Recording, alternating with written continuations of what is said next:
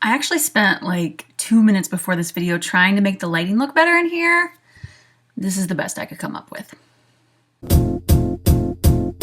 It might seem crazy what I'm about to say. Hey everybody, happy St. Patrick's Day. I am wearing my green. In fact, my room is green for you today, as it is always. But anyways, this week's topic is not St. Patrick's Day themed. Instead, it is my topic, and I feel like I don't really need to apologize, but maybe explain it a little bit better. I picked this topic during a random conversation with a friend of mine who is also a viewer of this channel. Her name is Rachel. She's been a guest Friday before, and we were just having like a hypothetical conversation about if you were a celebrity for a day, which celebrity would you want to be? Now, of course, I picked this topic and I suggested this topic to the girls before I started listening and reading Tina Fey's Bossy Pants.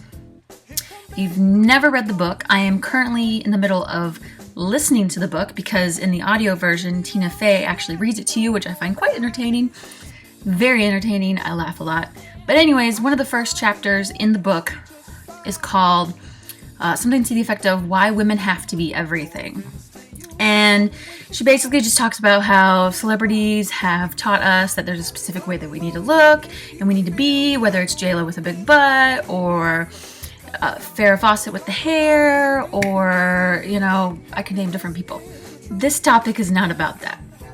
It is not about looking like a specific celebrity. It is more about having the lifestyle of a certain celebrity, the intelligence of that certain celebrity, the awesome maybe boyfriend or girlfriend of that celebrity. It is not about the looks. At least it's not for me. So I'm going to take that step back and explain that a little bit better. If I had to pick a celebrity that I had to be, or I could be, oddly enough, I would pick Tina Fey.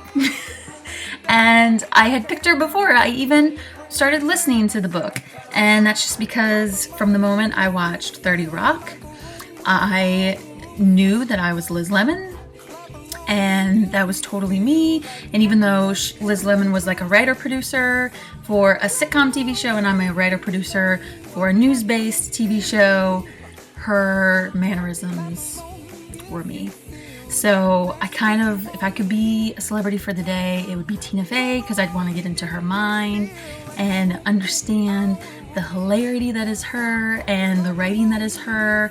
I don't know if this is true, so don't quote me on it, but I think initially when she got on SNL, she wasn't meant to be an on-air person. She was just a writer. She was the head writer, I think, and then she kind of got pulled into doing Weekend Update, and then that led to other things. So that's even kind of cool that I don't think she ever intentionally was meant to be an on-camera person, which is kind of my story. I have no desire to be an on-camera person, yet I'm here on these YouTube videos. And over the years, I've kind of thought, if I had the opportunity to do something small where I was on camera, I might actually go for it. So, I don't know. Tina Fey is my celebrity that I would want to be for a day. I think she's pretty awesome. And if you haven't read her book, Bossy Pants, I recommend it, especially so far what I've gotten on the audiobook, because again, it's her reading it and I find her hilarious.